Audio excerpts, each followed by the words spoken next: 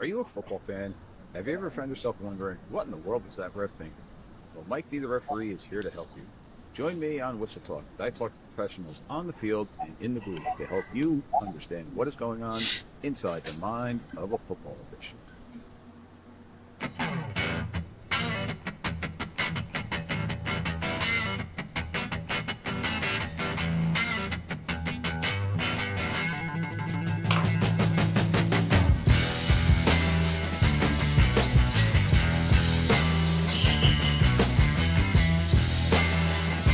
All right, ladies and gentlemen, welcome back to another episode of Whistle Talk, the Umpire edition tonight. Something near and dear to my heart. Got another round table set up for us tonight.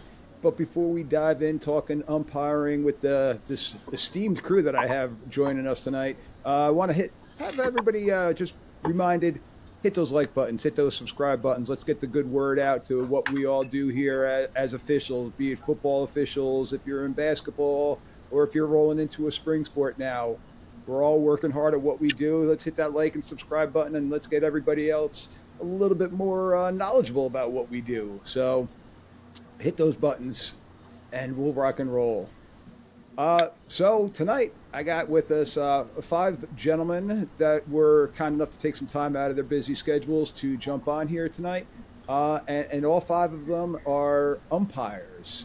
The loving position that we have as an umpire, being in the middle of the field, be it some in the offensive backfield, some in the defensive backfield, but we are a unique breed. I'm going to say that for our position. So, gentlemen, thank you very much for jumping on tonight.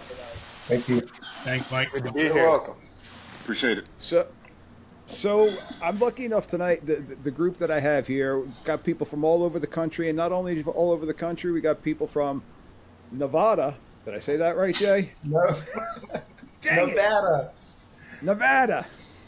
No, we got Nevada represented. We got some Alabama represented. I got a fellow Jerseyite here with Mr. Mosca joining us from the Shore chapter.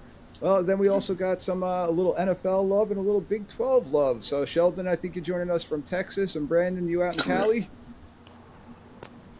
Phoenix area, Arizona. Oh, Phoenix area. Okay. Well, gentlemen, once again, thank you. And Jay, I'm going to start off with you, if you don't mind introducing yourself to the fantastic fans I got out there. Sure, no problem. Jay Lessig. I'm recently returning to Reno, Nevada after a couple years doing high school in Oklahoma and a few years before that in Colorado.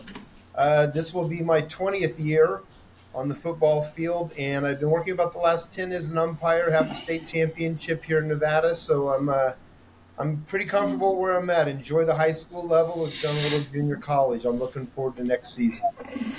Very nice, very nice. And I'm going to go around how my screen is set up here. So, Mr. Cruz, we'll jump over to you next. All right, happy to be here. Really appreciate, Mike, what you're doing. Just raising awareness for the craft. Providing a resource to everybody. So I live in the Phoenix area. Just finished my 3rd year in the NFL. Sheldon and I, who you're going to hear from pretty soon, I know. We teamed up for a few years in the Big 12. He might say he's the reason I'm in the NFL. Let's see what he says. I don't know. Might be true, by the way. Our crew was pretty good when he came on. Before the Big 12, I was in the Mountain West, so spent a lot of time in Nevada, working the various schools in Nevada. And anyways, I started officiating when I was 19 years old as a college student at the South Dakota School of Mines in Rapid City, South Dakota. And my first game, I was an umpire. So there you go. There you go. You started right away with it. All right, so Sheldon, we'll pass it over to you. Yes, Sheldon from Dallas, Texas. This is going to be my 22nd year. Started out in Conference USA. I did 5 years over there. Came to the Big 12. This will be my 6th season. Like Cruz, you said, worked a couple of seasons with him. We had a great time. Oh man, we got some good memories on that crew. And happy to be here. And let's rock and roll. All right. And Bob, you'll be up next. Hey guys, I'm Bob Shoulders from Birmingham, Alabama. Brandon, I think I saw you a few years ago in the UFL. Absolutely. Yep. Uh, I remember your advice. You gave me a lot of advice. I remember it all. Trust me, it was great. 42 years. I started when I was 4 years old. Um, Started out as a linesman and a couple of great college officials where we had some mutual friends. And one told me that if I wanted to go to a higher level, if you could learn and uh, the skill of being an umpire, that a good umpire was worth his weight in gold. And I mentioned to Mike earlier, I've got a book that was written back in the 30s by a crew from the Big 12, actually written by the referee at that time, who was the renowned referee of the Big 10, not the Big 12.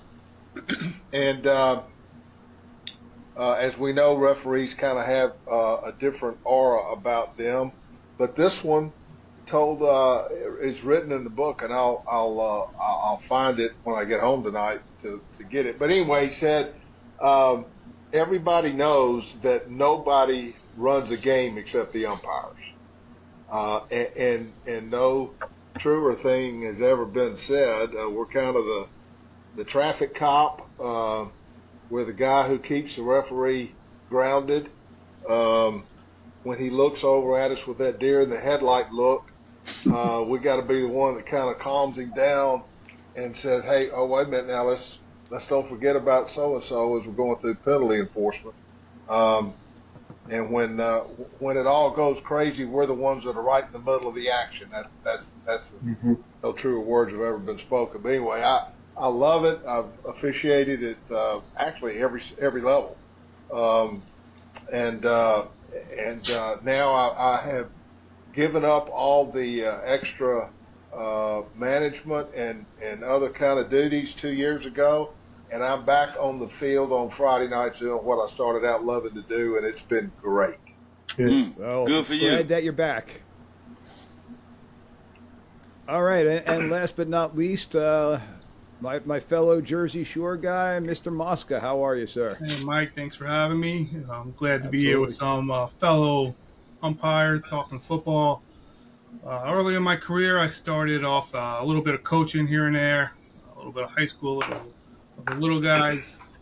Then 2014, a good friend of mine said, "Hey, you like football? You're a little crazy. Why don't you get into officiating?" And then I've been just with the NJFOA short chapter ever since. Umpire from day one, love every second of it, and just keep on rocking with it. Good stuff. Well, gentlemen, once again, I truly do appreciate you all taking the time and getting some good feedback already.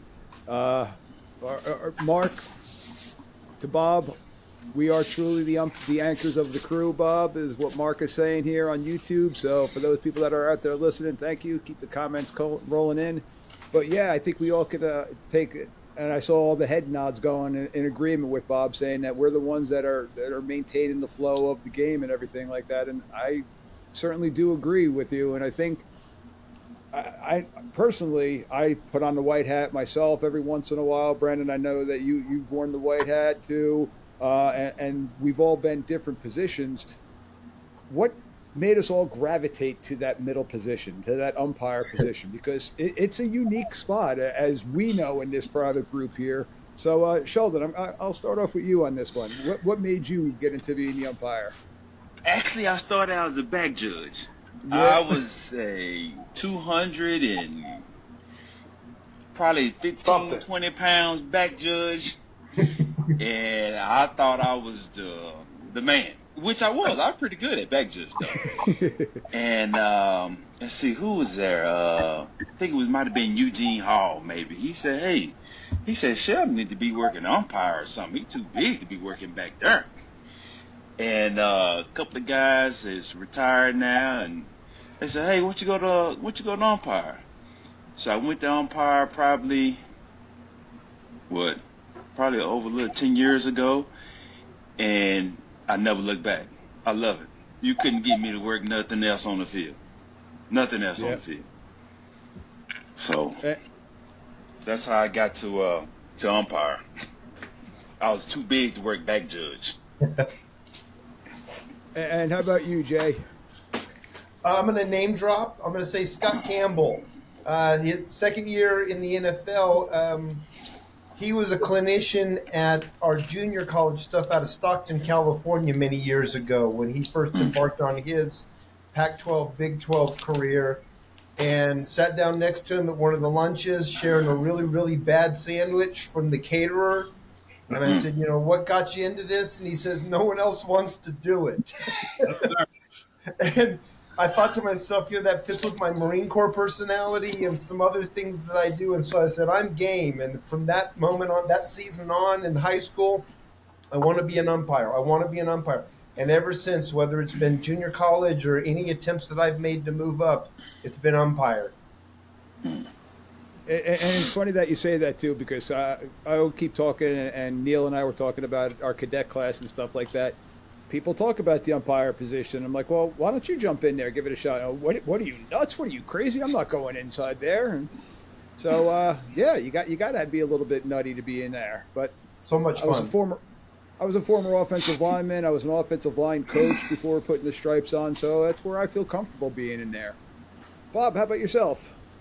Well, I'm kind of the same way. I mean, I was a center and a linebacker years ago, way back in the dark ages. And so when folks were looking, I started out as a wing official. Somebody mentioned, I started out doing college intramurals, which is the meanest football that there is.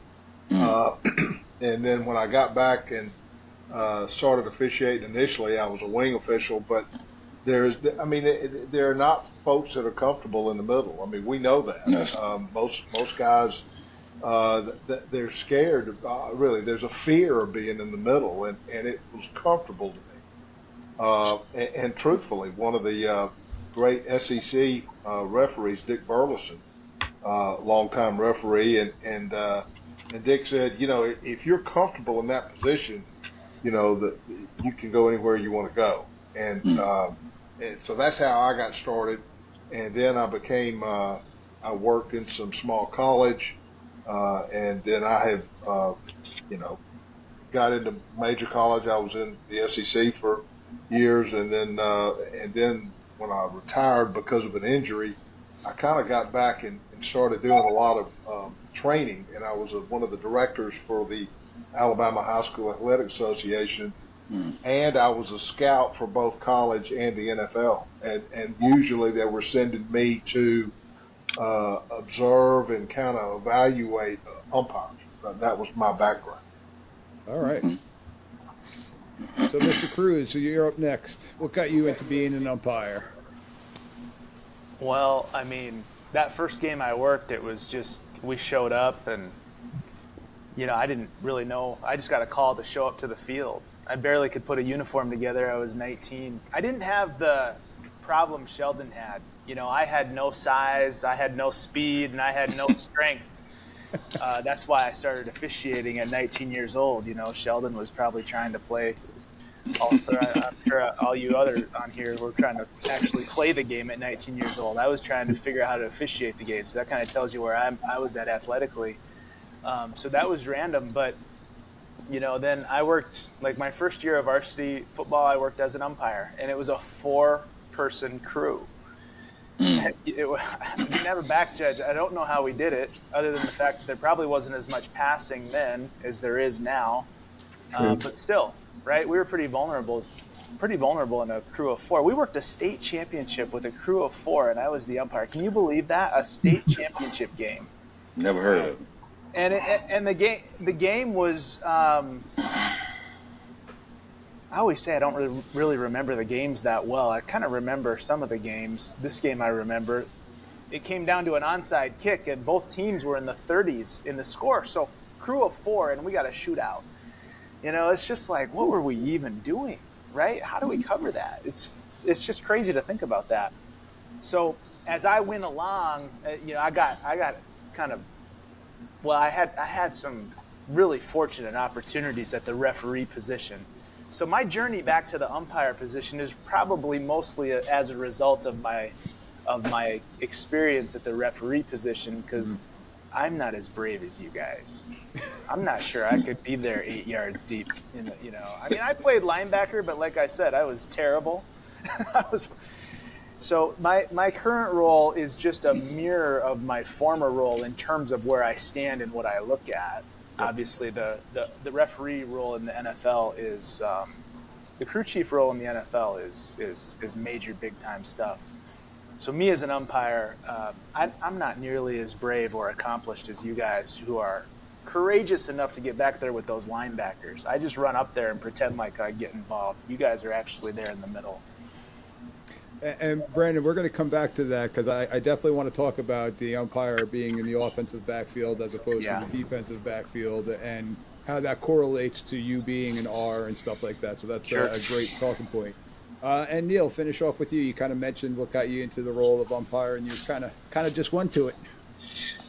Yeah, kind of fell in my lap, Mike. Your cadets year, you're coming out of class, you're getting on the field, working, trying to feel out your positions, kind of working everywhere to see where you like.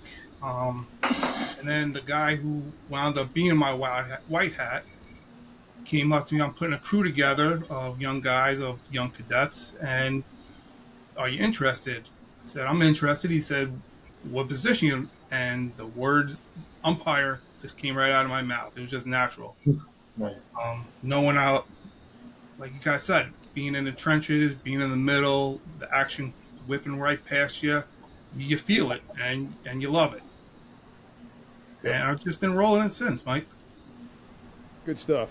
Now, I had the pleasure of working with Neil when I was a short wing early in my career. Neil actually had to fill in for our umpire. It was actually a Thanksgiving Day game. Our umpire fell ill and couldn't physically work the game, so we ended up swapping out, and we were lucky enough that we had Neil as he was working the chains that day, so we were able to kind of just do a swap. So I had the opportunity to work with Neil in that aspect, to see him work in the U position before I transitioned.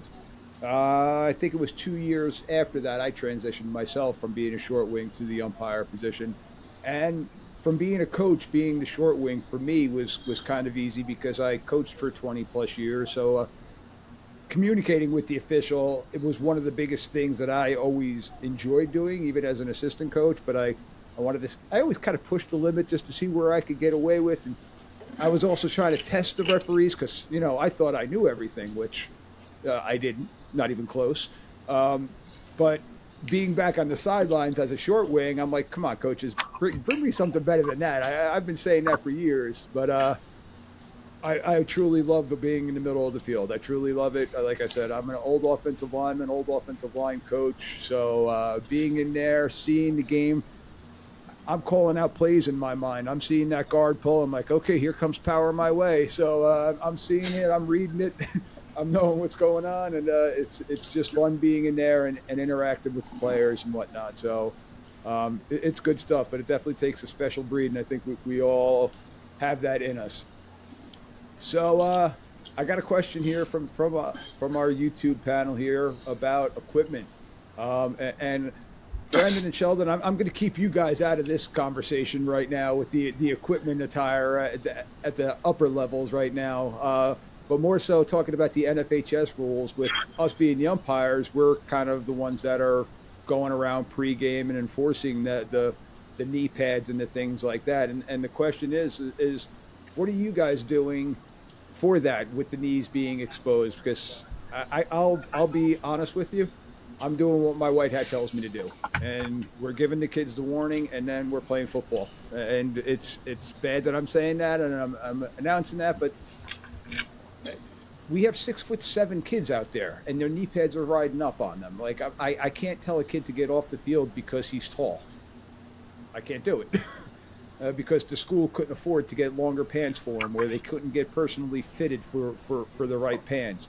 Now, if they're blatantly pulling them up, and Sheldon, you're probably dealing with this the worst out of all of us with the bike shorts that you're seeing in the collegiate level.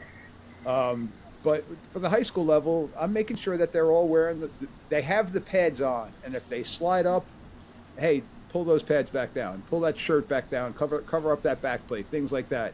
But I'm not going to be the uniform police that I know Brandon has to deal with at the NFL level, and they've got people on the sidelines that are fining them. So, Bob, Jay, what do you guys? What are your opinions on that? Jay, go ahead. Okay, I'll take it. All right. This last couple of years down in Oklahoma, there was an emphasis on the knee pads and other uniform things. So what I came up with as an umpire was a blue index card, about a quarter of a sheet. And on one side I listed, Coach, these are the uniform violations that can get your kids in trouble. And so I went down rule by rule for the mouthpiece, the knee pads, the all the things that we're supposed to be looking for during the entire game. And I would write down numbers on the flip side and say, these are the players that need these things addressed, Coach. Please take care of them before they came out. And then it made it easier for us to get the guys that were the repeat offenders, whether it was the knee pads, the tall kid, like you're saying. We could focus on fewer things by addressing them up front. And I got a lot of good positive feedback from coaches saying, wow, it's great. You got the rule references right here, so there's no doubt what the rule is. And keep the card, Coach. It's for you to take home and worry about next week, Ah, good stuff. I like that. I may have to steal that idea. That's excellent. That's really I did that, and it really helped also build relationships with coaches that weren't the head coach. You're dealing with this guy over here. He's the uniform guy. Go see my third assistant to the adjacent water guy, and he's the uniform guy. But we also educated a couple of the medical staff about the thickness of padding and things like that, where we could show them in the rule book on a card, this is the rule. There's no doubt. Good stuff. Good stuff. And how about you, Bob? Well, and I'm kind of like you. I don't want to be the uniform police, but by the same token, I don't want somebody out there that's got something on that's going to cause an injury or could injure themselves. A knee pad is not going to prevent a ligament or something like that damage, but it will prevent, some kind of bone bruise or something like that if they're on a hard surface or they're on a turf field and go sliding on their knees and suddenly they look down and that hide's come off their leg kind of deal, the old strawberry that we've all had. Mm-hmm. I try to do it with some level of comedy and cutting up and trying to, especially in the pregame. And I'll look at them and I'll say, now you want to play today, right? And they say, well, sure. I said, okay, I don't care what you wear out here in pregame. You can come out here in your underwear and I don't care. Yeah. But when we play the game, you're going to wear what you're supposed to wear. And if you don't, then you're going to stay over there on the sideline until you do. It's one way or the other. It's either me getting in trouble or you getting in trouble. I think you know which one I'm voting for. I said, and I will tell the kids if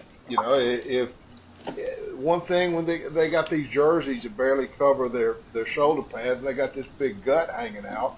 I said, you're not old enough to have a big gut. I don't want to see your gut. Your mama don't want to see your gut. Your girlfriend don't want to see your gut. Pull your shirt down.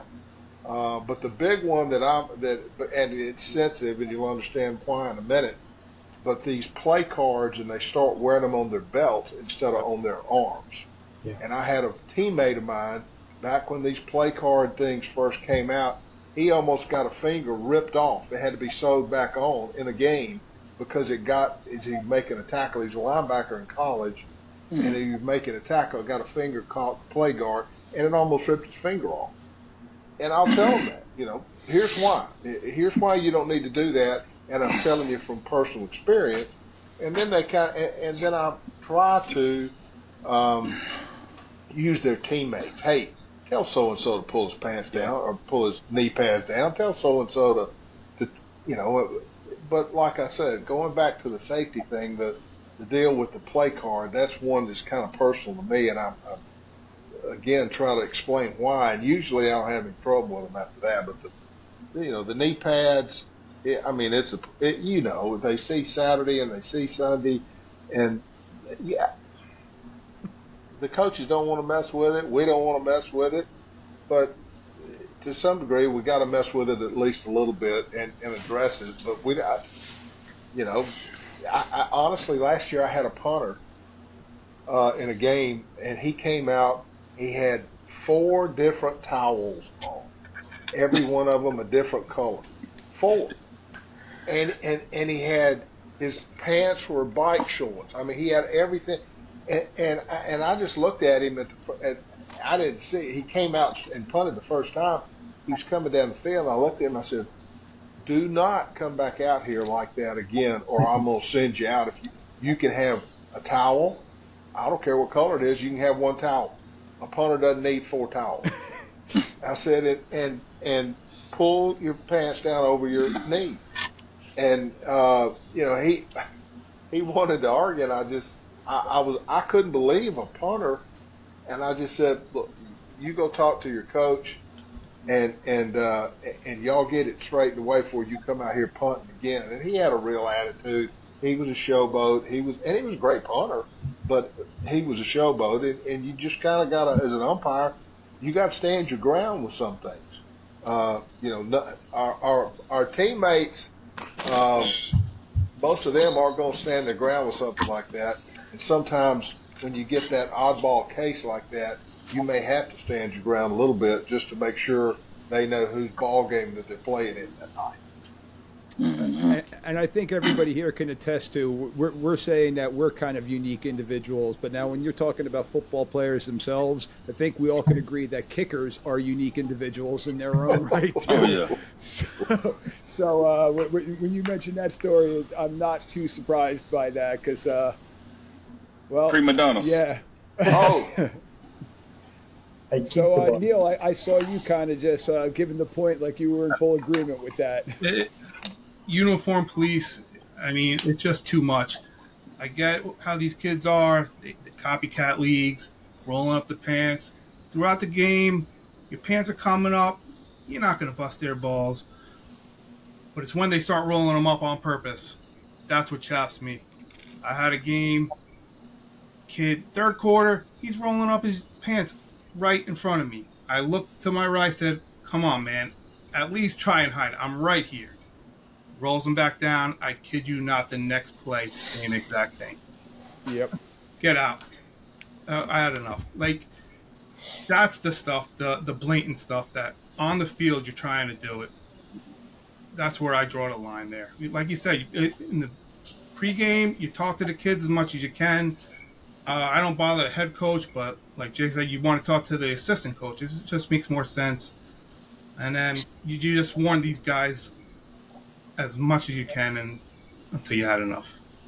Yeah, and that's the beauty that we have of being right there in the middle with them, is we can talk to them. And I've killed the play. I've walked up to the offensive lineman coming out of the huddle, and I'm standing right over the ball, which we're not. Our mechanic now is we're deep already before they're coming out of the huddle. But I'm standing over the ball, and I'm giving my warnings right then and there to both sides. I'm like, guys, enough. Let's go. We're here to play football, not deal with fashion. So you want to look good, go out afterwards and go on your dates afterwards. But right here, we're here to play football. So do what you guys got to do to be on the field. Yeah, I think, Mike, when you stop the game or you send somebody out, you're sending a message. Yeah. Yep.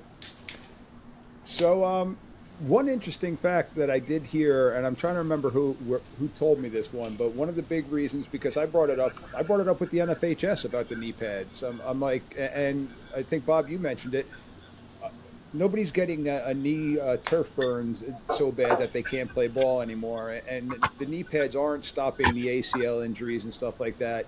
But one of the big reasons that they're still proponents with it, and while they won't at our level, at the high school level, is they're saying that it's preventing concussions. And it was something that I didn't think about too often, but with the running backs, and I'm kind of old school. I still remember, I still call the drill Roger Craig drill, because watching Roger Craig back with the 49ers back in the day, running with the high knees and stuff like that, he used to steamroll people just with his legs.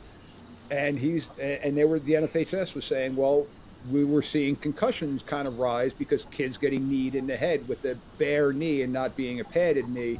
I'm like, all right, so that the safety aspect, I never thought of it that way. But again, if it slides up on a kid during the game, I can't bother with that. I mean, we got too many other things that we have to worry about. Sheldon, I'm going to throw this to you because I brought this up to another collegiate official. I said, with the NIL stuff that's going on now, well, why don't you start finding the kids? If those kids want to come out in those bike pants, why does the NCAA start going to fine? Now, I know you can't give me an answer for the NCAA, Sheldon, but it was just a thought that I threw out there to another college official, and they're like, oh, it kind of makes sense. But what are your thoughts with the uniform stuff? I used to police it, you know. I go to the equipment manager. I'm a little different. I go to the equipment manager because he's responsible. He passes out the equipment because the head coach got other things to do. He's full. He's running around. He's doing this. He's doing that. He got better things to do to worry about uniform, and they don't want to get involved in it no way. So I go to the equipment manager. I tell him, hey, you got several players out of uniform, and hey, this is how they need to be when they come back out. So that's how I deal with that. But now they got so relaxed, NIL deal, and all this crap. So it's so relaxed now. And it's kind of like, I don't know if it's really been said, but it's kind of like, just leave it alone now. So I don't really too much bother it now. Only thing that I do address, I stay on top of, I can't let you come out here with biker shorts. And I prefer you to cover the back flaps. Yeah. That's a pet peeve of mine, is covering those back flaps, man. Because I seen a guy fall on one, and it hit him across the throat. And it didn't get up. So to me, that's a big safety with me, is those two things right there.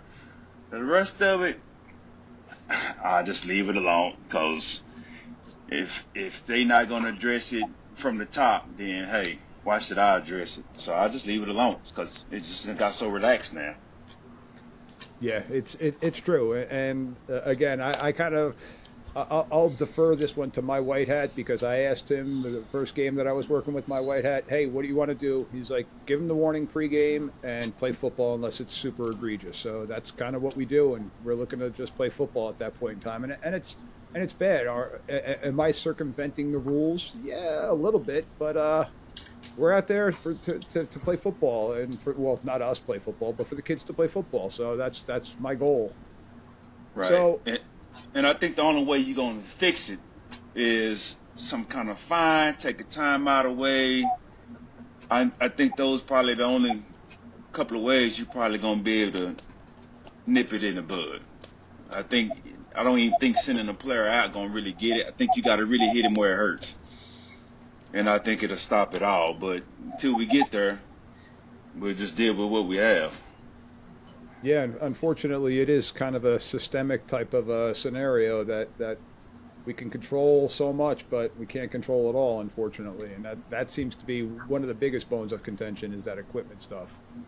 So, Brandon, you got the easy one, because those guys are getting fined on the sidelines with the fashion police if their socks are too high or stuff like that. So, how was it when you were back in the college days, though, and back in the high school days for you?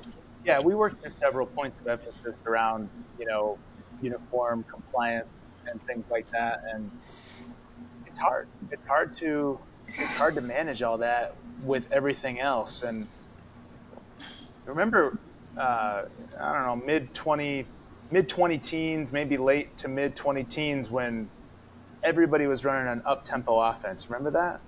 Yeah. Mm-hmm. And they still are, but I don't think it's as much. Like when I was in the Big 12, and our play counts were over 200 a game on average. Now, that's a lot of plays in a game, but that was our average. So how do you prioritize uniform compliance, counting players, substitution mechanics, and all your other various pre-snap routine items from your respective position, right? How do you prioritize all that? So I know that was very challenging for all of us, and but the thing that's great about officials is that usually when you task a group of officials with a point of emphasis, they deliver. Now, officials, they may over deliver at times where we get a little, we get that memo or we get that training video, and then boom, you're going to get the calls. You maybe don't want as many calls as you're going to get, or as many administrative actions as you're going to get. But you can never fault us for not caring, because we take those directions and we execute. And I think that's one thing that's great about the community of officials. And as you've already said, it usually revolves around the umpire. It really usually does. The execution usually revolves around the umpire, guarding the ball or stopping the play and talking to the players. I mean, how many times do you get from your other officials, hey, can you talk to 75? Yeah. Right? I mean, and so, hey, have it, like in this case, have him pull his shirt down, have him cover his knees. Looks like his chin strap's not buckled. I mean, and usually it's the umpire executing that. So certainly I've been through a lot of that. Yeah. So you brought up now another topic that I wanted to talk about with the up tempo, and Sheldon, you mentioned this before about being too big to be a back judge. Let's talk about the physical demands that our position has, because it's definitely it's a unique aspect of the physical demands, because not only in Brandon's case, being now in the offensive backfield, you're doing a lot more running. Sheldon, are you on the offensive side or defensive side? Just to confirm. No, I'm on the defense. No, you are still on the defense. We 8-man. We got a center judge and all that else. Okay, so that's where you guys are. I know we're on the defensive side, but you got the physical demands of, and an example, Brendan, you just mentioned, I worked a high school game. We had 180 snaps in this game because both teams were no huddles, and it was a state championship game. It was a fantastic football game. 34-35 was the final score. Great game. Both teams no huddle the entire game, and it was nonstop. And it wasn't until after the game that we realized how much running we did, but the intensity was great. So the fitness aspect, and I actually got to give a shout out. I got my running ref shirt on here, so I know Brandon can appreciate them. But the physical demands of our position, what are your guys' thoughts with it? With the bigger umpire, you're too big to be there, or you should be an umpire. I personally believe that we need to start getting younger at our position. And I don't mean any disrespect to anybody. I'm 50 and I'm in line for a knee replacement in the next couple of years myself.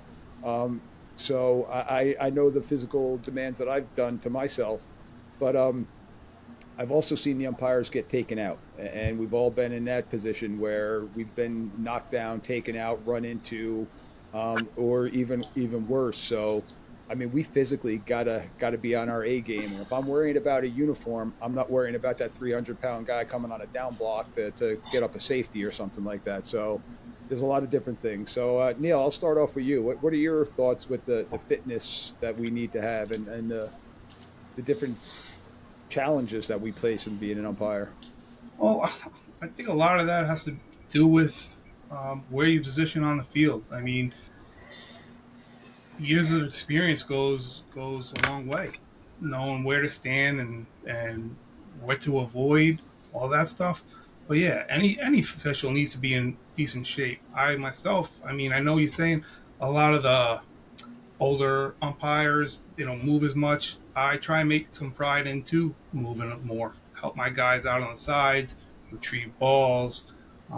Sometimes I have to, when I do place the ball down, I'm staying there a little bit longer, letting the linemen know my presence. If they're talking, then I have to back out real quick and get into position. So make sure I move quick. A lot of it is mental though, Mike. I think, like I said, being where you're supposed to be and knowing where the play is going to be, who's behind you, and your surroundings. Yep. And how about you, Brandon? Because I know with being in the offensive backfield, that was probably the biggest pushback. Because here in New Jersey, I'm trying to push to get the U in the offensive side for safety reasons. But the biggest pushback is it's too much running. It's too much running. And my response is, well, then let's get in shape. No, and myself included. Like I'll throw myself into that category. I have off-season workout programs that I do, but on average, how much running are you doing on a Sunday afternoon? Do you guys track that at all? Is there any metric that they use? I've never personally tracked it or really. I would hate to have myself think about that in the beginning of the fourth quarter. You really just got to play the game play the hand you're dealt, play the game that's given to you. So I guess I personally don't worry about that. But you could probably do the math. I mean, I'm 15 yards deep in the backfield, and every play I move up to the line of scrimmage, right? At minimum, or not, or perhaps go downfield when they gain yards. So, I mean, we could probably do the math of 100, 150, 160, 170 play game on how much running that is. But it doesn't matter to me because once that 2 minutes hits in the fourth quarter of a competitive game, you got to be as sharp at that point in time as you were at the start of the game. Yep. And I think that's true of every position. That's not just the umpire position. That's true to every position. So, we got to be in shape. And I don't know. I mean, you got to be in shape if you're an umpire in the defensive backfield too. There's a lot of movements there specific to that position. And certainly when we move the umpire to the offensive backfield and leave a so-called hole in the right behind the defensive line there, there's pros and cons to that. You talked about safety of the officials. I think that's probably true. What about that? What about the look on the inside that we're giving up, right? Yeah. Defensive holding. Sheldon has basically become one of the very best in the country at detecting these defensive holds, these pull and shoots. But forget about that. I mean, that's a rare call, chop blocks, offensive hold. Sometimes that's a better look. And then are we guarding the second level? So I think there's a lot of things we give up. And now with crew of 7, umpire in the offensive backfield, what they've done is they've reconfigured all the mechanics to have the back judge start more inside, almost like an umpire used to.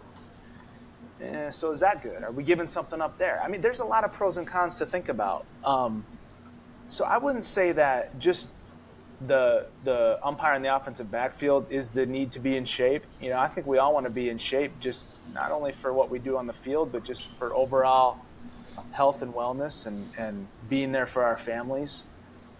You might do a little more running if you're an umpire in the offensive backfield.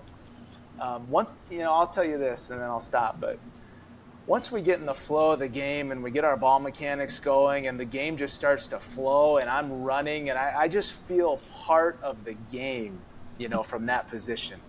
And it's a beautiful thing. And I think you can relate to that, whatever position you work. If you're in the defense, and you're in the offense, you're line of scrimmage deep, that flow of the game is like the best feeling in the world. So, I don't know. Mike, I don't really know if it matters what position you work, but we got to figure out how to get in the flow of the game. And the only way to experience that is to be in good shape, right? It's to be in good shape, whatever that means for you as an official. Vince Lombardi, fatigue makes cowards of us all, because once we start getting fatigued, and that's when our mind starts to wander. And that's something that I know that I used to preach as a coach, of making sure that our kids were in the best shape possible, because come the fourth quarter, if they're thinking they're tired, they're not thinking about their assignment. So same thing as an official. If I'm thinking that I'm tired, or man, I can't believe we're at 170 snaps right now, but no, I got to think about the next snap and what's going on and my pre-snap mechanics and all those other things. So totally, and I'll reiterate, that's why I would not want to know how many miles I've ran. You know what I mean? Seriously, Yep. Like, oh my God, I've ran. Let's say we've got a game that's a lot of scoring, whatever. I would not want to know that I've ran 6.5, 7, 8, 9, 10 miles, and I still got another quarter to play. Yeah, Mm-hmm. I don't need that, because there's so much other things to focus on, right, Sheldon? So I would not, that's noise that I would not want to be even a part of. even though it's Because very, very possible these days to have that number. Because if you know that, you look at that and you know, oh, dang, I just did 6-7 miles. Now your mind has went there, So now you're not focused. Now you need to come back and refocus. Now you tell everybody on the crew, hey, I just did 6, 7, 8, 9 miles, and we got another quarter. We got another play, or whatever the case may have. So you got to learn how to stay focused and not worry about how many miles you ran. And I think as an umpire, in my opinion, you got to be sideline to sideline. You got to be able to move. You got to be in the game. Because if you're not moving, to me, you're not in the game. The game is going to be trashy. The game comes through us as an umpire. The flow of that game, we dictate the flow of that game. We run, we operate. It's like a wheel. It's like the tires, the wheel on your car. We got to make it. We got to make it go. If it's not going, then guess what? We're not moving. The crew not moving. So we got to be those wheels on that car, that truck, or whatever, and make this game flow, so it don't look crazy. And you can tell a game looking sloppy is how the umpire dictate the flow of the game, if that makes sense. No, absolutely, because I mean we've all seen it, and the umpires that are just staying in the middle of the field or staying between the hashes and waiting for the ball always to be relayed into them. Where I'm in agreement with you, Sheldon. I want to go sideline to sideline because, especially along that sideline where the short wings and then the deep wings are dealing with maybe a player going into the opposition's bench. Well, I want to be over there to help clean that stuff up and help my crew out to have their backs in that scenario too. But again, going back to what Bob and Jay were saying earlier, we're the ones that are setting the tempo of the game. So our presence being outside and just the kids seeing us and knowing that, okay, there's another set of eyes here. It makes the game go smoother, and like Brandon was saying, it keeps me in the flow of the game instead of just sitting back and being a spectator. I feel like I'm a part of the game, where hopefully I'm a part of the game by not really having to do anything, but a part of the game just because of my presence being there. Jay, I saw you throw up on the chat about being the you in the offensive backfield in the 5-man game. Is that what you guys do? Down in Oklahoma, the last 2 years, we started doing that, and that was part of the big discussion is what are we giving up in the middle to the flank guys, ineligible downfield, things like that. And then also we had to then accommodate between the back judge and the umpire and also your white hat, who has which half of the field lengthwise, how far downfield is the umpire then going to shag the ball for, let's say, a 12-yard run when your back judge is actually closer. So we had a lot of that mechanics of looking at each other and going, whose ball is it? Who's shagging what? And you have to pregame that. The big thing that I told my flank guys is stay put. The spot's more important than the ball. We're not going to do anything until I put the ball down, so let's all just wait a second. I'll get that ball. We'll worry about getting the spot. Take your time. But there were some adjustments that had to be made, and I think coming back here to Nevada, or even just doing a couple of college scrimmages, you realize how much you have to have that peripheral warning system up, that radar that says, is there a kid crossing behind or in front of me on this play, when I'm used to sitting back in the backfield and not having to worry about that at all. So switching back and forth is your awareness level and your radar is completely different. So it takes some getting used to. Yeah, it definitely is. And Neil mentioned it before, and Bob, I'll ask you. I changed my flank. I changed my position a lot. I'm kind of getting a pre-snap read of strength of the offense, so I'm never going to be in the same exact spot every single play for them to use me as their pick, just so for safety purposes. But as long as I'm keeping my keys and my line of focus, that's where I'm going to move. I'm not going to go way out to a slot receiver, but I'm going to kind of stay.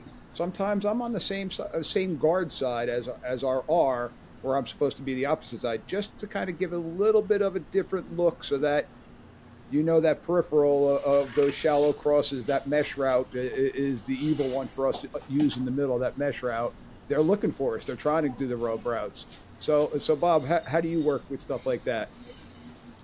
Well, we kind of backed up just a little bit from what it was, 10 or 12 years ago, 15 years ago. where you wanted to be years ago just behind the linebackers, make sure you were behind that second second line group, but now we're wanting to be even further back. I'm probably this year, and I'm a whole lot slower than I used to be, and I never was fast, so that's a bad combination. So, but I'm probably back 8, 9 yards. I don't think I've ever gotten back to 10. I know I worked in the backfield about 12 years ago in the NFL for a short period of time. That's the first time I'd ever been in the offensive backfield. It gives you a whole different perspective. But boy, that does make a difference in that hole. If we're now in the NCAA, you got the eighth man and you got the center judge in the backfield. But the biggest problem that I've had is having contact from behind where I never, my peripheral vision, I'm okay peripheral, but I don't have eyes in the back of my head. Yep, it's that And safety coming in. a safety or even a linebacker that drops into coverage, and then suddenly he and a tight end get tangled up, and they're coming straight at your back, or the safety and a slot guy go across the middle, and they get tangled up. And last year, a couple times, and I looked at it on film a few times, saying, "What's different? How in the heck did he get into me like that? That's so different. My peripheral vision gotten bad, but it wasn't. He was coming straight. I mean, he was lined up right in my back, and I never saw him, never felt him. And that's a tough. Sometimes that might happen once a year. Maybe you go 2 or 3 years without it ever happening, but it happens 2 or 3 times in a couple of weeks, and the old joints start kind of they don't recover quite as quick as they once did. So, but I do try to stay still longer. I try to line up and move laterally. Probably, I might have been on the outside eye of the tackle a time or two. Usually I'm going nose of tackle to nose of tackle. And we have the umpire can go wherever he wants to go, especially in seven. When we're in high school working the 7-man crew, umpire and really the referee, we allow the referee a little bit of freedom there. If he's most comfortable on the throwing arm, get there. If the throwing arm is right, but they're on the left hash, and he feels like he needs to be somewhere else to cover what he needs to cover, we give him the freedom to do that. We got some guidelines and some things where we'd like them to be, but we don't want to lock them in to where we get them over on one side of the field and makes it ultra difficult to cover stuff on the other side of the field when they can have a little freedom. But our umpires can, or in the 7-man, they're free to go wherever they think they need to go. That's good stuff. Yeah, and actually, one of the things that you brought up that I've really tried working on, and I got this from a clinician that we have here in New Jersey, and he's a recently retired NFL official, Brandon Ed Camp. Familiar with Ed? Ed does a lot of great stuff here in New Jersey for us, helping us out. And the one thing that he always brought up to us is having sniper eyes. So limiting your movement as the play is going allows you to have those sniper eyes and being focused. But that comes back to, where are we pre-snap? Are we in a good position that we're able to see it? And for us, again, as umpires, are we in a safe position that we're still able to see everything, focus on our keys, but have those sniper eyes and only move when necessary? And then for us, we always say, let's hustle, not rush. So let's move with a purpose, but let's not rush things, because that's what tends to make our mistakes. So guys, we're actually, we could probably go another 2 hours with this, but I wouldn't want to do that to anybody out there. So I want to propose this one last question to everybody, give everybody an ample opportunity for this one. The challenges that we face as umpires, be it a physical demand, be it a particular call or something, what do you all feel is one of the most difficult things that we're facing as umpires from our position, and one that I threw my first one of this year was a tripping penalty. I was like, holy crap! I got that one. It opened up, and it was. I always say let the play marinate, but no, this kid threw his leg back and he tripped up the ball carrier, and I brought it to our white hat, and he's like, "What are you talking about? Like, he tripped him. You can't trip him anymore. That's NFHS rules. They're not allowed to trip the ball carrier." It was a true old offensive lineman. It was a true leg whip on the ball carrier. So, but what other challenges do you guys feel that we have as umpires? Chop blocks, different things like that. Jay, start with you. Oh wow. The small stuff. I think the biggest thing that gives me the most consternation on the football field is the extracurricular. You know, we have rules in place for during the play. You know, it's when these kids get passionate and things like that, being able to manage the emotions of the game, because we have a framework for everything else. The biggest variable in that is the kid. And, you know, whether you've got a hothead or a kid that just, you know, doesn't listen well, or for whatever reason is swimming against the tide or swimming against the stream, you know, on that football field, you got to be able to recognize those hotheads, the kids that are going to cause the game to get off the rails, and outside of that framework that you've worked so hard to establish. Yeah, very good stuff. And that's, I talk a lot about the preventative officiating, and always, Right. As us as umpires, I mean, we're probably not blowing our whistle very much We in the hear game. all. No, that's the inadvertent whistles if we're blowing the whistle. So it's usually the first thing that I do is snap the ball. I'm spitting it out. You know, that's why I wear the neck one.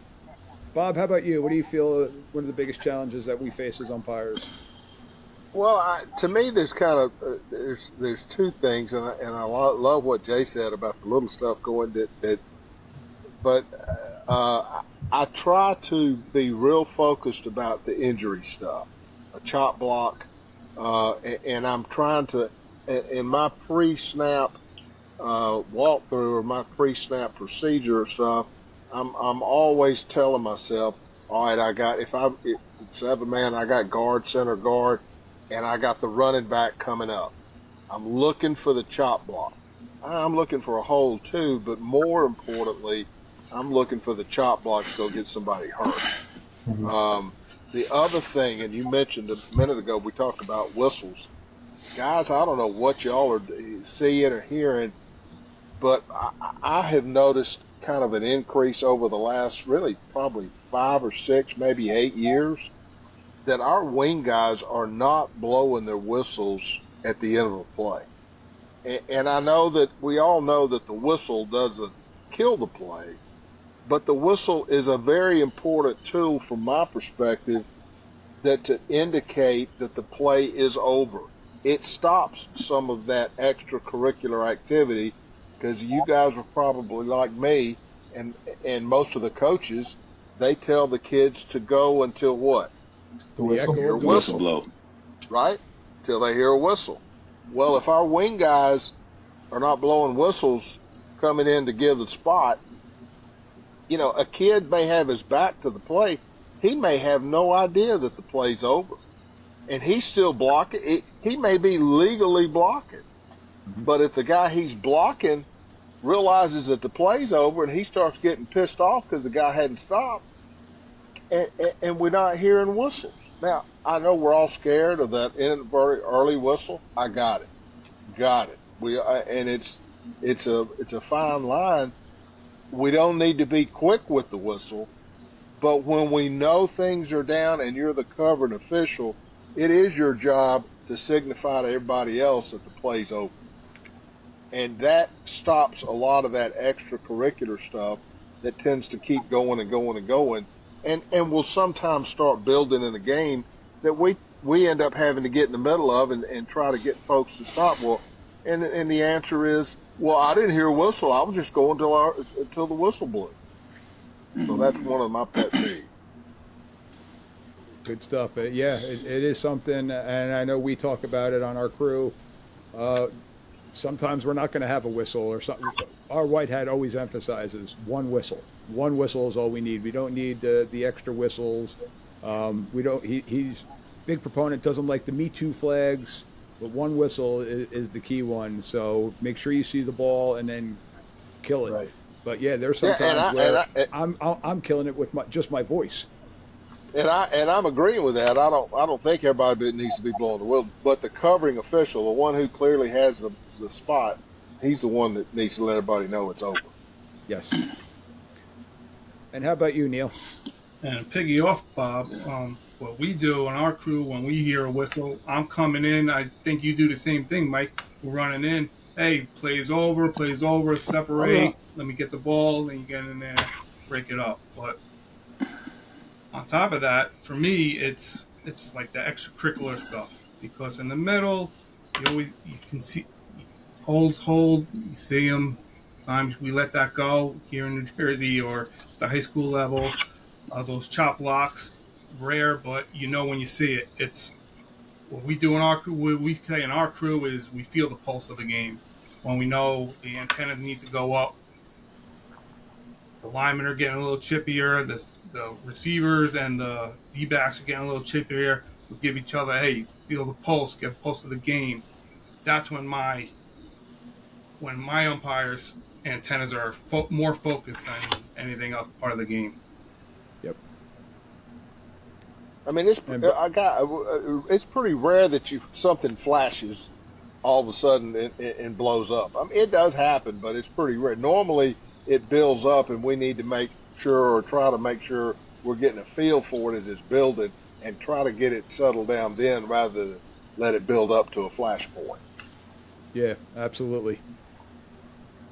All right, Mr. Cruz, how about yourself?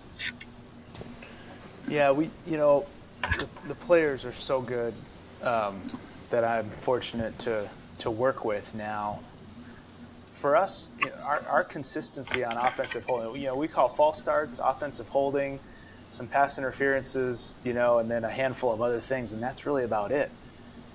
False start's always probably going to be our number one, but holding's always our number two, and the challenge is how consistent can we be? How does that play to the stakeholders, being the players who are blocking, the players getting blocked, right?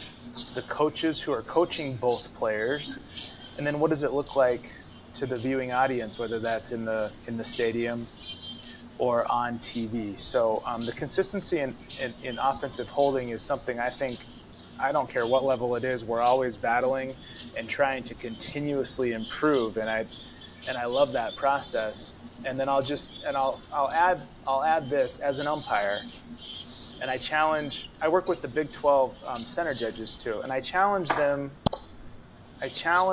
our umpires and our center judges to become the chief administrative officer of the crew. That referee, he's the CEO. He's got the FaceTime. He gives the speeches and the announcements, and the camera is on the referee, but there's somebody in the background doing the work, and that's us. That's the umpire. That's perhaps the center judge, but as Sheldon knows, he's always supervising that center judge as an umpire in crew of 8. So we're the chief administrative officer of the crew, and that means this. When we get a breakdown in penalty enforcement or measurement mechanics or whatever it is, the things that hold the crew together, the things that make the crew look good, we got to be out ahead of that, and we got to detect that, and we got to do everything in our power to find it, fix it, and then help make sure it never happens again. So, penalty enforcement's sometimes we tend to take it for granted and we get complacent, and then we make a mistake. We enforce it from the wrong hash, or we enforce it from the wrong spot.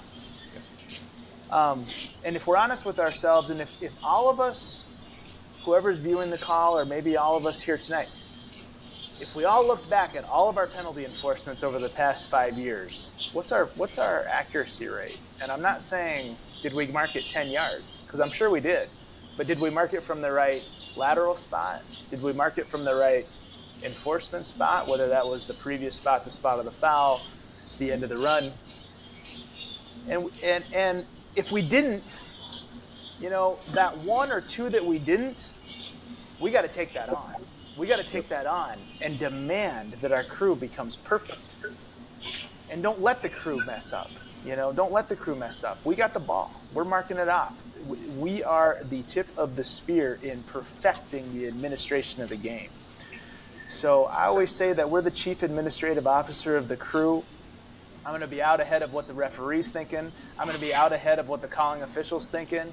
If it's a pass play and the deep wing or the back judge or we got a flag, I pretty much know there's only 2 or 3 fouls it's going to be. So I'm already enforcing everything in my head. I'm getting the football.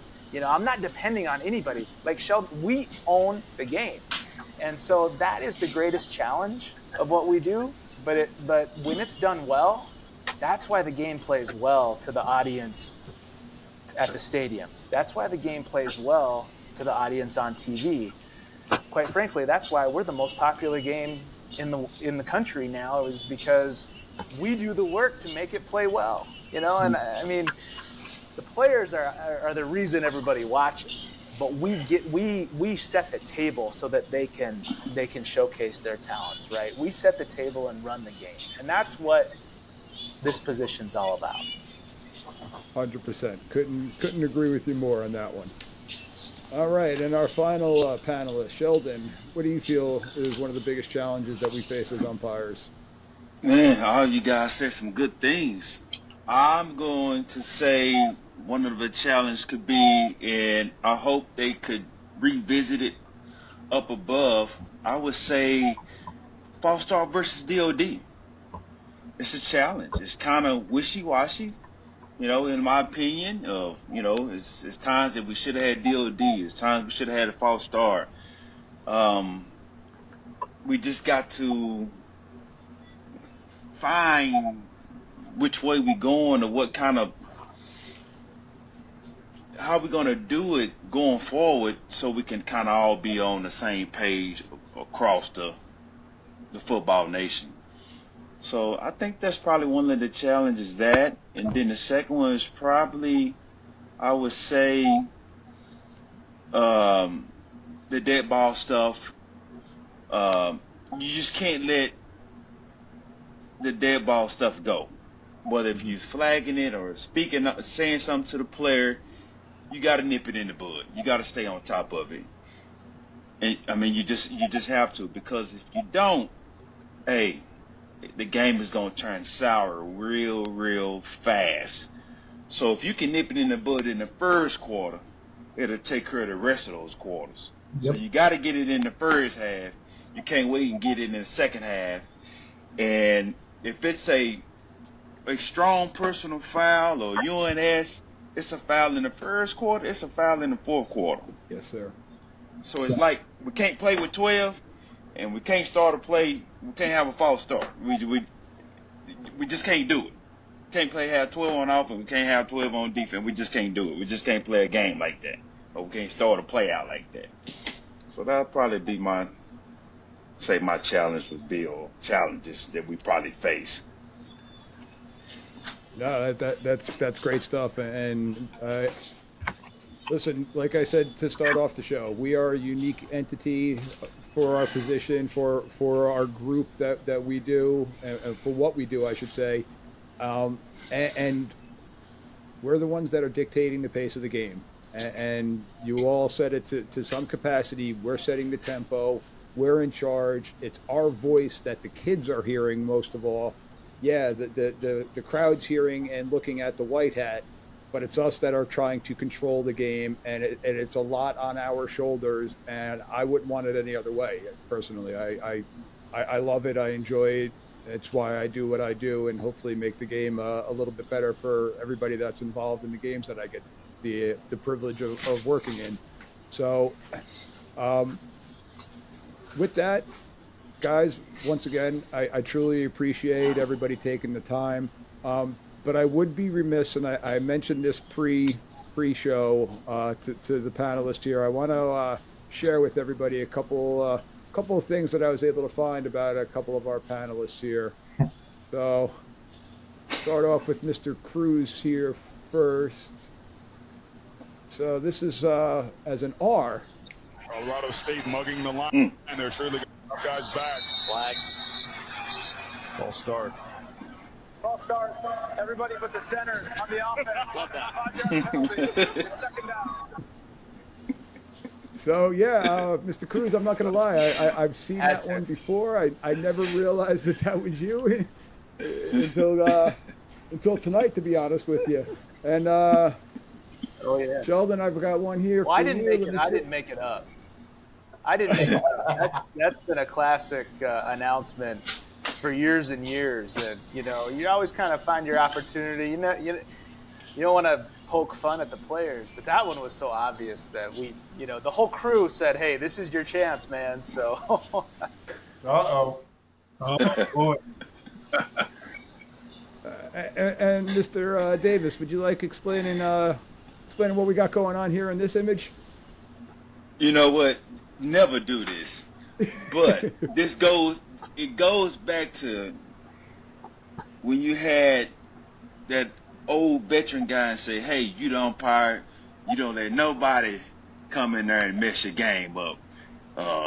So that was one of those times that, my mind went back to old veterans say, hey, you can't let nobody come in there and destroy your game or try to mess your game up, slow your game up. So you gotta nip it in the bud. I think it was the blue turf may have gotten to you too. So it kind of plays with your mind there. It was hot, and we don't get paid by the hour, so. Nope. Remember the parody video we did the next week on that, Sheldon? I do remember. I got it somewhere. I will definitely not share it with you, 6 people. I will definitely. Well, if you could send that on a private email. Yeah. Never try that at home. No, Right. no. And for those listeners out there that didn't see the picture, well, go to YouTube to see the picture. I'm not going to spoil it for anybody. So it's all over the world. Gentlemen, once again, I truly do appreciate you taking your time out. We kind of went a little bit longer than expected here, but like I said, we could probably sit here and talk for hours, grab a cold one, and just talk football all night if we needed to. But I wouldn't do that to anybody here. But once again, guys, thank you very much. For the listeners that are out there, I hope you were all able to get something here from this esteemed panel that I was lucky enough to put together tonight. If anybody out there has any questions, you could always email me, MikeDthereferee@gmail.com. And if it's for any of our panelists, I could definitely reach out to them and find out an answer for you. But gentlemen, once again, truly appreciate what everybody is doing for our sport. Truly appreciate you all being that position, that you position. And once again, thank you guys. Thank Had a you. lot of Appreciate fun. it, Mike. See you guys. That was great. Good Appreciate job, it, man. everybody. Mike, You guys have keep a it good up, man. season. Thanks for everything you do. All right. Appreciate it. Appreciate you.